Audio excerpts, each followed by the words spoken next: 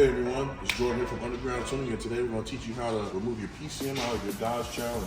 All you're going to need is a 10mm socket, 13mm socket, and a plastic removal tool. Let's go ahead and first disconnect the negative terminal. First, we're going to loosen it up like so.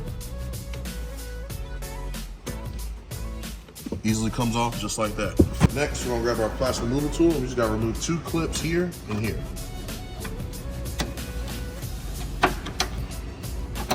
Next, take this piece off, put it off to the side. This is the switch that tells the vehicle that the trunk is open or closed. You can grab 2 fingers, push 2 clips in, and pull it upward like this. Grab our plastic removal tool, go ahead and slowly release the clip. Comes off like that, just put it off to the side. And next, grab our 13mm socket, remove this bolt right here. That off to the side. Put this up a little bit. We'll take off 2 10mm bolts right here.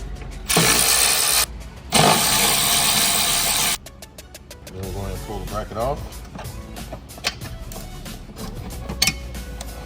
There's 2 connectors connected to the ECU. There's a button right here that you'll click.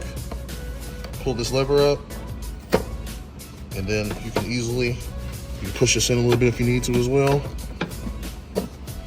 Pull a light like so, and then we'll do second connection.